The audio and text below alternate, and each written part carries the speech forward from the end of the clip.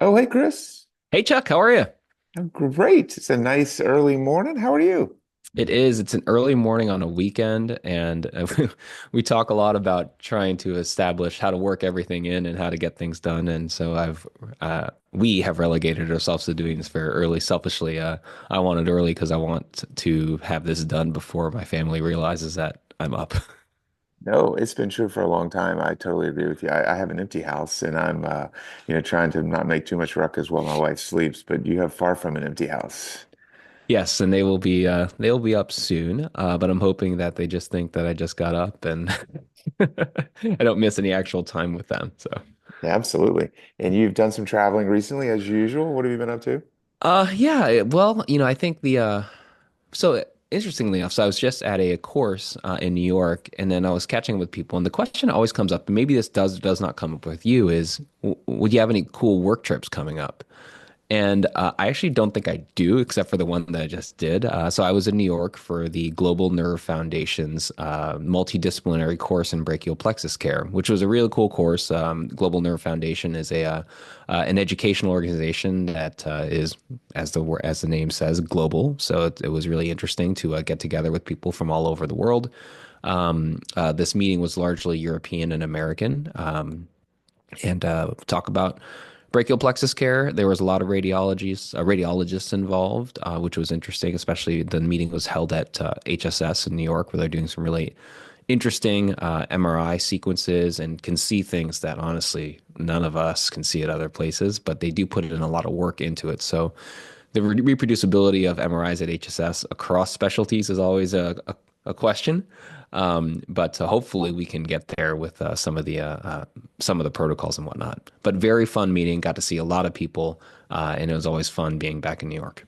Yeah. And is this a situation where someone gives a presentation and then there's plenty of time for discussion, as opposed to most meetings? So they did an interesting format. They would have basically an hour long session of talks with some questions to the panelists, and then they worked in some panels only, in which I happen to be one of the moderators for one of them, and it's challenging to manage a group of thoroughbreds like that, who are all very excited to share their opinions. And you kind of know the usual characters right now. The Plexus world is kind of small, at least on the American and European front. And so having to keep you want to draw people in for their opinions, both on the panel and in the audience, but you also don't want to let people get on a soapbox too much. So it was a good mix of formats. I honestly wish there were. It would have been great if we were able to get more people there, just because the discussion was so good. And is this just, do they include pediatric plexus people or is this just adult? So this was a heavily adult meeting. There was a couple of mention of pediatric cases, but largely the discussion centered on adults. All the topics were centered on adults. I mean, we had enough, even just with adults, to discuss, for 2 days. Wow. Yeah, sounds super fun. Not for you. I don't know. I thought you were about to say there's nothing you were less interested in attending, but I think you recognize that you can get super nerdy on a niche topic. Yeah, I think it's always a fine line. Our pediatric hand study group was a few weeks back, and that was out in California. And I went out, unfortunately, super briefly. Um, and that meeting has changed. It's interesting because it's still a great meeting with great people, but it's now like 100 of us. And the Mm. difference, I don't know how big yours was, but the difference is with 100 people, you hear from a lot of people, but the conversation, the honest conversation and breakdown of a presentation is just different. And it's not bad, not better, not worse necessarily. It's just different. And so that's an evolution, which I don't know. I kind of like small. Yeah, no, I think in a group like that, when people know each other, although you do tend to predict what people will say, you get a different level of conversation. This was a relatively small meeting. I think it was under 50. So you did get that element, and the venue itself is relatively small. So you have people kind of next to each other as opposed to a big room with a few people.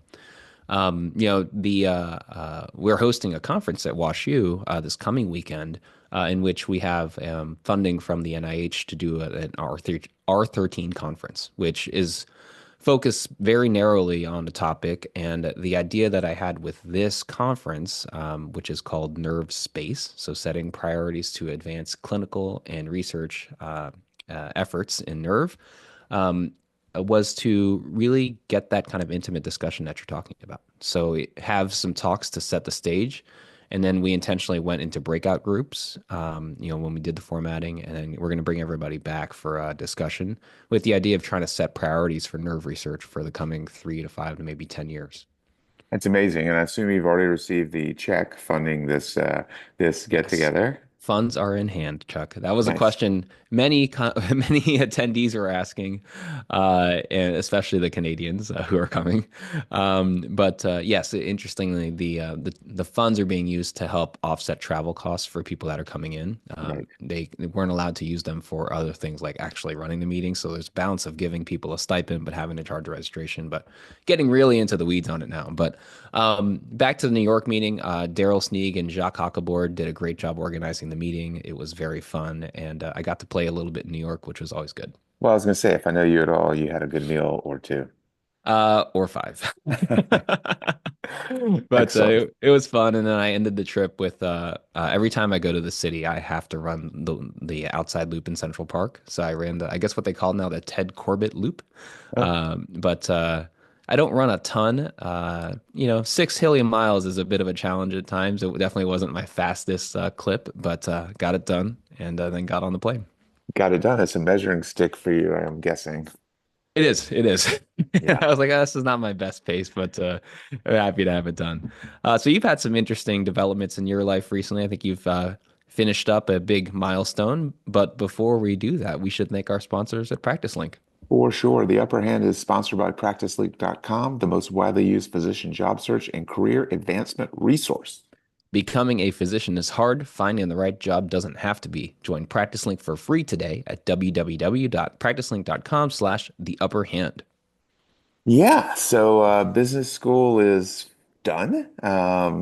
And it's bitter. Congratulations. Yeah, bittersweet. It's 20-month program.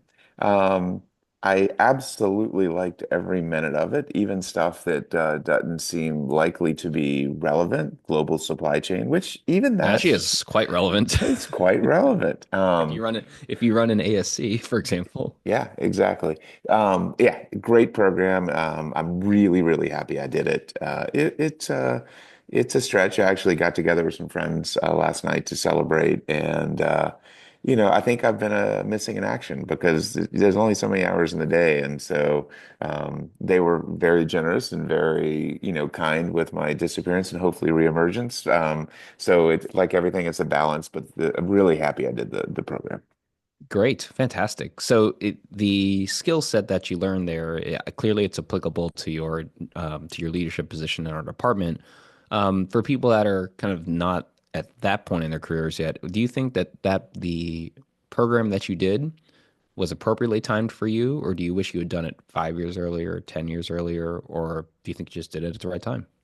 Yeah, I think that's a really, really interesting question. And I would say I still don't really know what it's going to fundamentally do for me. And I had to give a little address during Yes, graduation. you were selected by your peers to give the commencement address. Yeah, it was nice, nice honor. Initially, I didn't feel so nice about it because it meant one more thing to prepare for, but it was great, and I was able to pull it off. And I don't know really what this will mean, but it was a crazy chance just to learn, and learning can be wasted on the young, and being old and having perspective is helpful. So, long answer to your question, there are a lot of opportunities for those in entering medical school to do a 5-year program and sometimes even a 4-year program, which is MD, MBA. There's no doubt there's value there. For me, the value is much more now. And I don't know that you need to be 54 to, wait until you're 54. But for me, it became very pragmatic because my youngest went off to college and that's when I started business school. And so it was less impactful on the family.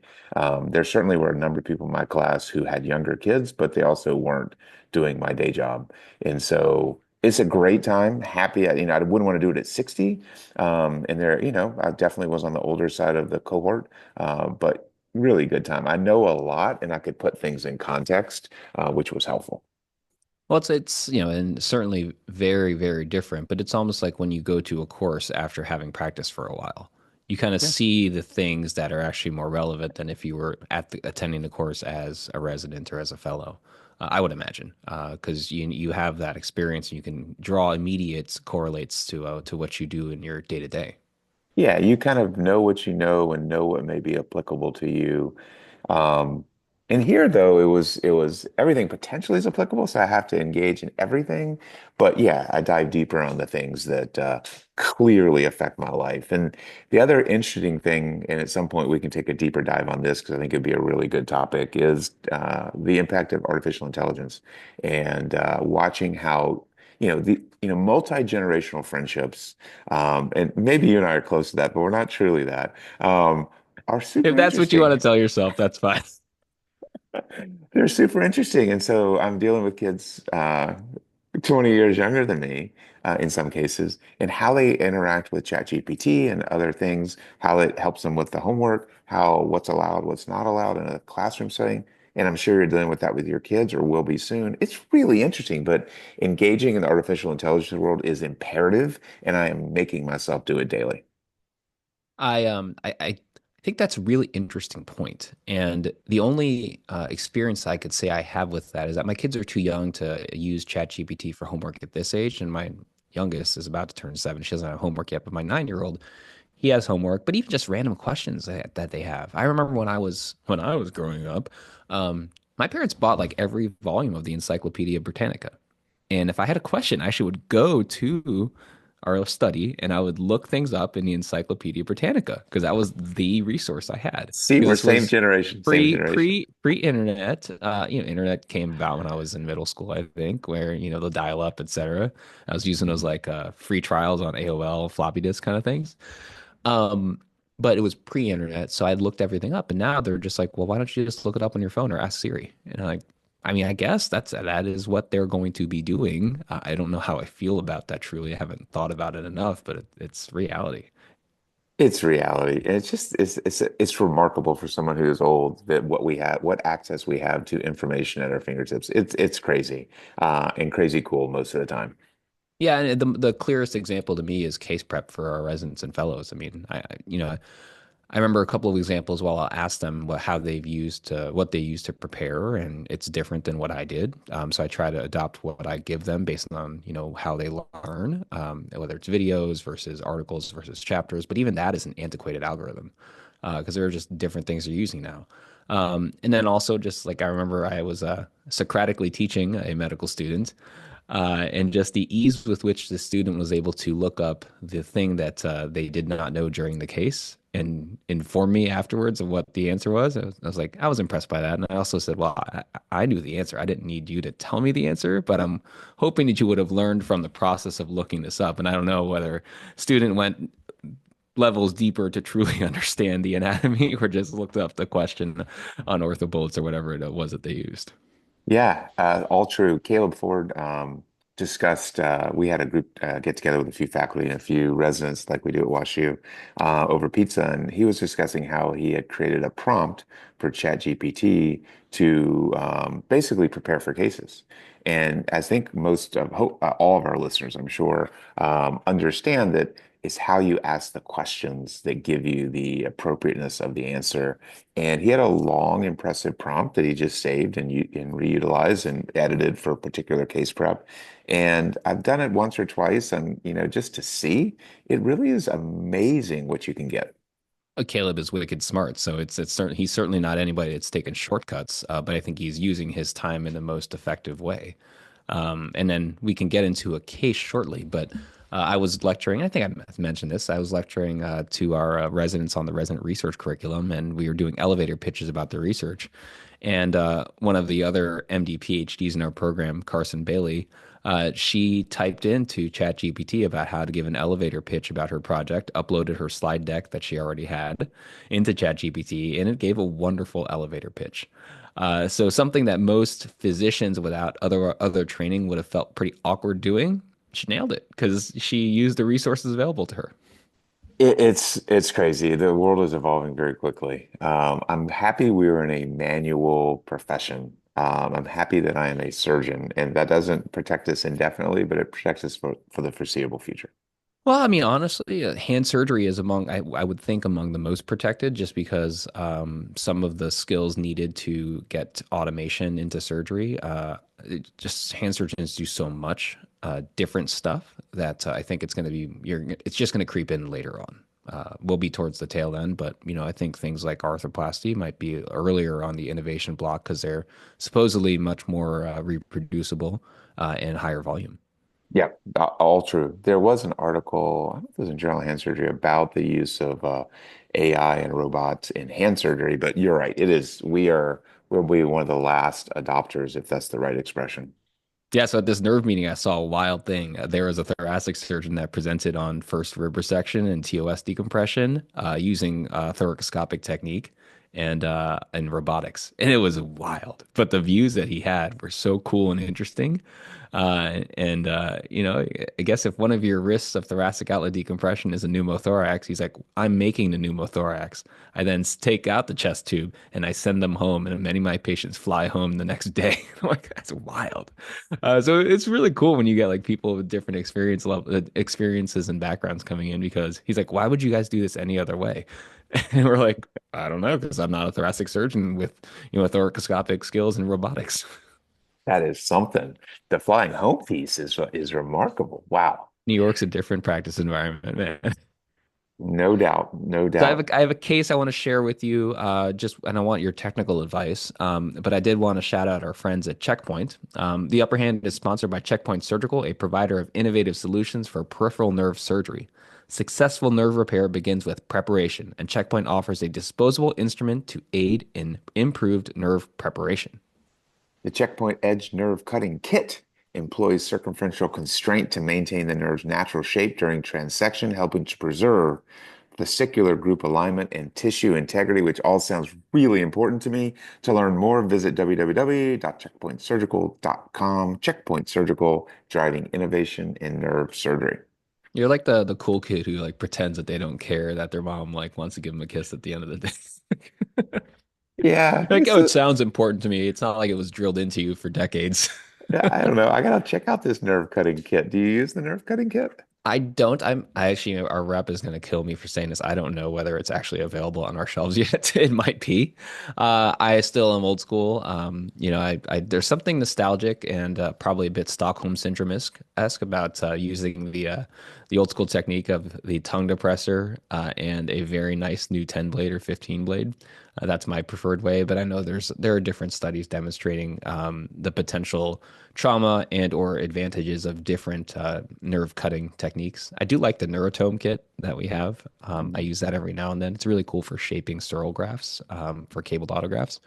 As an aside, but sometimes I can't find the Neurotome kit, which just makes it annoying because then I have to wait. So So when you, let's say, use a 10 blade and a tongue blade to cut a nerve, is it a straight push down? Is it a rocking motion? What's the D way? I like the guillotine rock motion. Like so, plant the tip of the 10 blade on the far end of the tongue depressor, and then ideally a single kind of deliberative cut on the nerve. Um, I'd love it if we were able to do just a straight guillotine without the fulcrum, but I think that's less reproducible.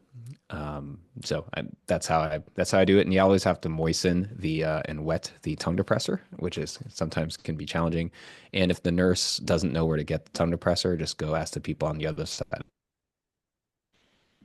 Say that one more time. If the nurse doesn't know where to get the tongue depressor, Ask the people on the other side of the drape. The anesthetist will have one in their cubby, at least at our institution.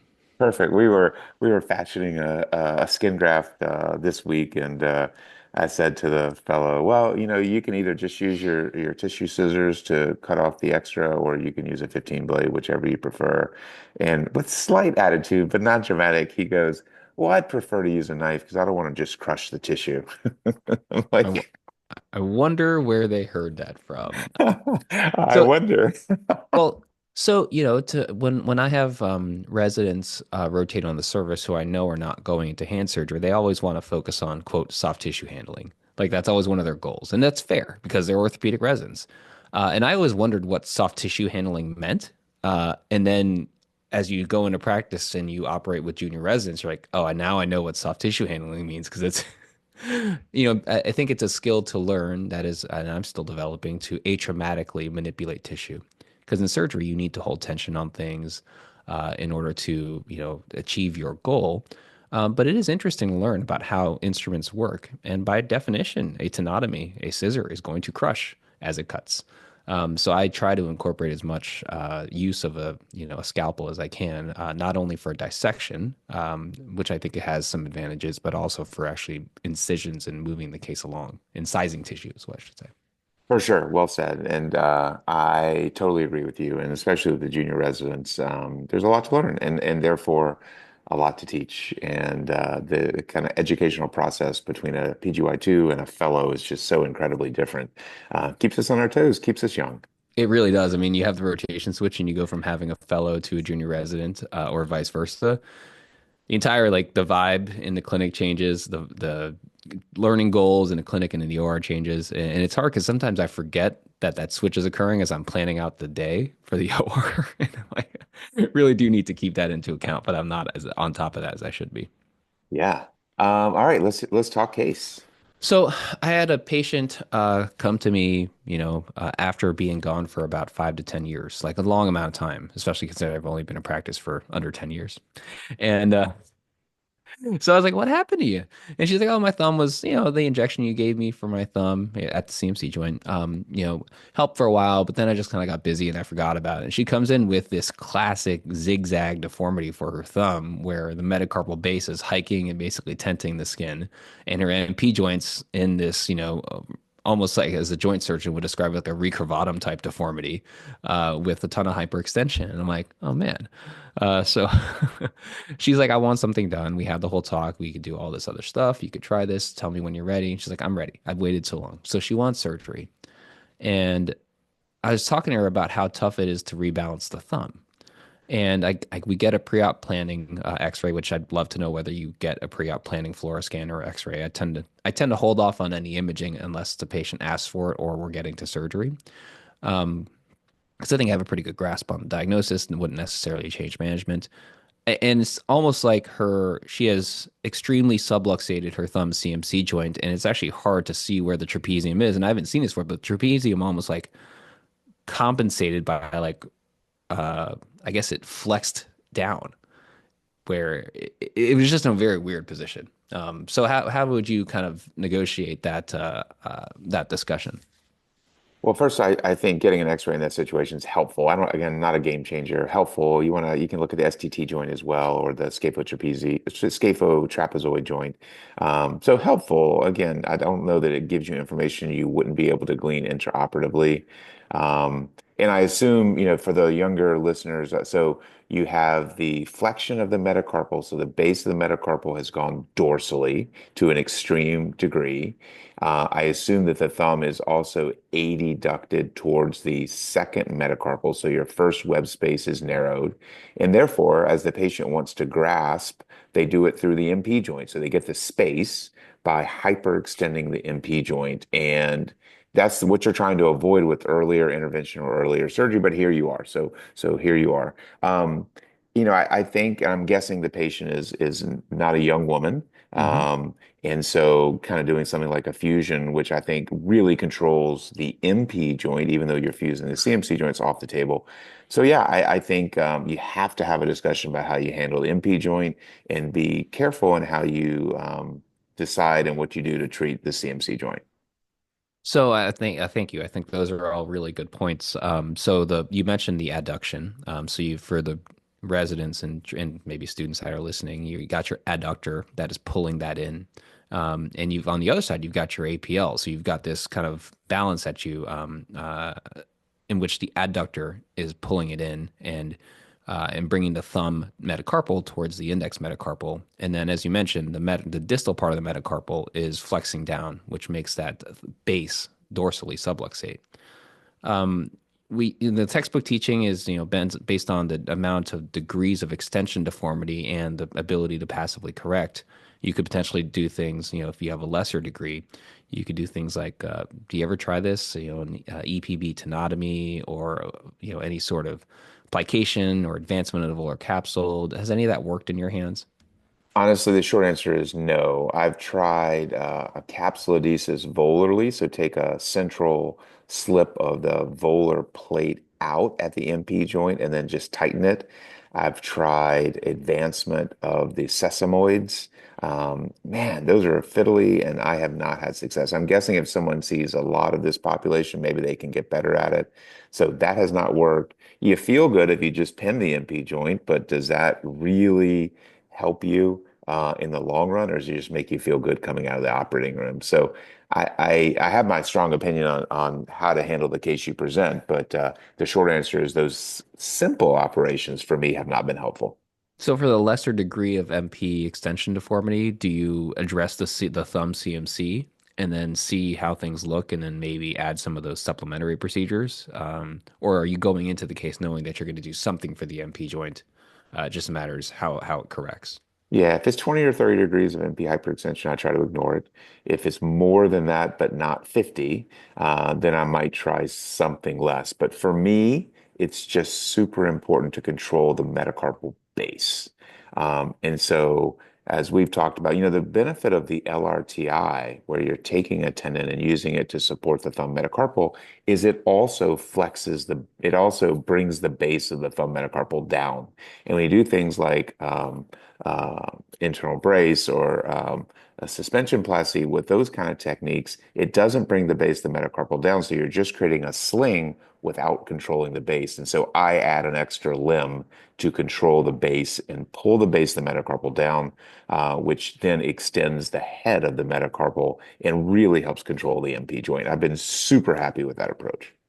Yeah, no, I remember you mentioned because we've talked about thumb CMC kind of more earlier stage cases recently on the pod, and you mentioned how you use that limb. Is there a simplistic way that you can describe that? Because, spoiler alert, I went to an FCR LRTI off the bat because in my experience and in my hands, as the old people say, that tends to control that deformity better for me. So what is it how are you using that extra limb? Yeah, so for those of you who have used this suture tape suspension plasty technique, and I don't have any conflict of interest to report. Unless um, Arthrex, if you're listening and you want him to have a conflict of interest to report. yeah, that's true. I secure the suture tape first in the thumb metacarpal radial base, and then I adduct the thumb and secure the second anchor in the base of the second metacarpal. And that can be the end of the case for some, but you have a limb of suture tape with a needle attached to it. And so what I then do next is I take that needle and I go through the dorsal base of the metacarpal and bring it back down onto itself. I hope that makes sense. So you're controlled by putting the suture tape through the dorsal base of the metacarpal and then pulling it down and tying it in the joint, you've controlled the base. And so you basically bring the metacarpal down proximally, it extends the metacarpal distally. And again, I've been super happy with that. So is that with a third point of fixation, or are you driving the needle through the bone? Or Yeah, I think I do drive the needle through the bone. Occasionally, you have to use a K-wire to kind of help in a younger patient with better bone, but most time you can just drive the needle through the bone. And so it is a third point of fixation, which I've seen no negatives with, only positives. and that's through the articular base of the metacarpal needle entering through the articular base and exiting through the Yep. dorsal cortex. And then bringing it back down and then Yeah. pulling it down. Yeah, it's Yeah. So simple and fast and easy. yeah, no, and I think that's what I try to achieve when I use an LRTI, right? Is I for this kind of case, I'm splitting splitting the FCR longitudinally, and using hemi limbs to do the exact same thing. And that's just what's worked for me in the past is so I can then loop the tails of the FCR to itself to control that base. Um, I guess the question I have is sequence wise, if say I told her off the bat, I was like, look, this is a really challenging case. I'm going to give you the most definitive surgery that I have for you. I'm going to fuse your MP joint in addition to doing, we talked about the CMC arthroplasty with an LRTI. Um, which one do you do first? The MP joint or the CMC? I've always done the CMC first, and I think your preoperative discussion with the patient is the right one. And I would, in your situation, plan to fuse the MP joint. But if the control you get is just kind of blows your mind, you may not have to. I think again in the situation you described, you probably would, but I do the CMC first. What did you do first? I do the MP first, because I told her we were going to do it. I honestly didn't want to ever bring her back to the OR if we could. So I did the MP first with the thinking that in terms of manipulation of the thumb, I think the osteosynthesis setup is going to be stronger than the soft tissue setup for the CMC base. So, for example, if I did the CMC first and I knew I was going to do the MP joint, and then we had what I thought was a good correction with the ligament or with the suture tape or whatever, and then we go pulling on the thumb MP, shotgunning that joint open and everything, I'd worry that my proximal control would have loosened. Totally fair. 100% fair. And so if you're looking at someone who has a 70-degree hyperextension deformity or something crazy, you're 100% right. Do the MP first. What's your current preferred method of MP joint fusion? Because I know back in your day it was just tension band, right? You know? You know what? For a lot of reasons, it's still tension band, and I did one this week, and I like it for a couple of reasons. One, it's reproducible. Two, thankfully, it usually heals. Three, residents don't do tension bands anymore, and so the process of doing it and getting the appropriate tension is really important in my mind as an educational point. And then the last item is I think you're less likely than number four, just in case you thought I was getting senile and losing count. I think you're less likely to have to remove hardware. It's not 0% chance of removing the hardware, but it's less likely than if you put a plate. I don't know. So I'm dying to know what the younger generation does. Well, so tension band wise, what size K wires are you using, and are you using a stainless steel wire on top of that? And what's the gauge on that? Yeah, so again, out of the principle of learning the technique, I use either a 22 or 25 gauge wire. It's interesting because 22 can feel big in a little old lady, so to speak, and so 25 is more common. And I use a 4.5 or a 5.4 K wire. And 6.2s to me are too big, and 3.5s are definitely too small. So kind of trying to thread the needle with sizes. I'm trying to think of the other orthopedic contexts in which you would tension band something, and Olecranon how fracture. those have gone by the wayside, right? So olecranons, patellas, and I remember even That when I was in training, those were getting fixed in different ways. Tension band principles, but not using the wire and in the loop. Uh, so yeah, i.e. heavy suture. right. Yeah. Right. But so I think it's an important principle to learn. That being said, I did it differently. So I like using a plate sometimes because with the plate I can actually build in the amount of flexion I want, which I think is helpful. As you prepare your joint surfaces, you have to think about, how much flexion you'd like to put them in, and getting that correction. Interestingly enough, I was doing this case with a resident who's going into joint arthroplasty, and the way I described it to her was, don't forget to make your chamfer cuts, on the volar side. And it immediately she knew what I was talking about. But you got to make sure you get that volar lip, otherwise you're not going to be able to get that flexion you want. And then the plate helps me build that in, but I think it is, as you said, more prominent. In this particular case, I used some headless compression screws because we used some K wires to kind of get the joint where we wanted it. And I used as a provisional fixation the same guide wires you would use for the headless compression screws. So not a perfect technique, but kept the implants not prominent, and allowed me to keep the correction I wanted. We had harvested and packed a serratus autograft before applying the compression, and then we did the thumb CMC with an LRTI. I split it longitudinally after I've harvested it proximally, and it allowed me the limbs like you use with your suture tape to get that deformity corrected. You're not the only person in our group who uses distal radius bone graft when they're doing a fusion. I never use distal radius bone graft. I think that you can get good cancellous bone, and if you get good bony apposition, you don't need it. But I'm not certainly not being critical. But why do you think you need it? I don't know if I need it. I don't want to regret it. I think that I'm going to immobilize her anyway, so I'm less concerned about theoretical risk of propagating a fracture with the distal radius autograft. I don't if she has a hard time fusing that, which I don't think she will, has not been an issue. Uh, again, I just don't want to bring her back to the operating room. So I'm Yeah. giving us what I think the safest, and as annoying as it is, not annoying, but as adding time to the case of what is already a case that's got a lot of moving parts, especially if you're trying to teach as you do the case. The it's worth it. Um, Yeah, it's not a big ad. I don't, again, I don't think it's a big deal, but just curious.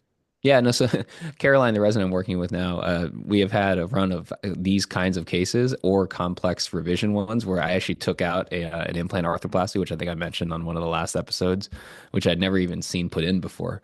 So her practice, I told her, well, you're going into arthroplasty, so I guess you got the revision arthroplasty set up here for at least the thumb. And then the other thing that was a bear in this case was actually getting out the trapezium because it had kind of migrated in a certain way. I guess it hadn't migrated, but the thumb metacarpal had subluxated so far dorsally that it was so challenging to get that. And then finding a radial artery, et cetera, was a challenge. And removing the trapezium without fully seeing it in a normal way, and then knowing you needed to preserve the FCR. So once the FCR came into view, I exhaled. Yeah. I don't usually use a C-arm when I do this procedure. Did you bring in the C-arm to help you in this tough one? So my routine for the not tough ones even is to take one picture with a K-wire in the trapezium. So I know it's the trapezium. I don't want to have any issues with that. Although it sounds silly, you don't want to make that, you don't want to have that be an issue for you. And then I use that as the joystick to help manipulate the trapezium during the extrication. And then for this case, there was actually multiple checks just to make sure. I was like, I don't want to make sure I'm not touching the trapezoid. God, want to make sure it's not the scaphoid. I just got to know. Yeah, I don't use it, but I will occasionally in just a weird situation. Sometimes with men who have huge trapeziums and if there's deformity, it just makes you feel better. And there's no reason to stress when you have an easy kind of check, which, the younger generation might use more than the older generation. I just, I don't have that gravitas, as they say. And as an aside, as we come to a close, there's nothing better than telling a patient afterwards when you tell them, "I did your surgery. You had the biggest trapezium I've ever seen." The guy looks at his wife and just grins Every time, every every time. time. All right, this is fun. Thank you. Yeah, thanks for helping talk me through that case. If there are any other interesting cases that you guys want to hear about or you want to ask us about, please email us handpodcast@gmail.com. I know we've got a couple of questions in the queue that we're going to get to in a future mailbag episode, so please keep them coming. And I looked at our Apple iTunes reviews, and we haven't had one in a while. So if somebody wants to send us a review, 5 stars only, but leave some cool comments, that would help us out a lot. Would love that. Have a good day. You too.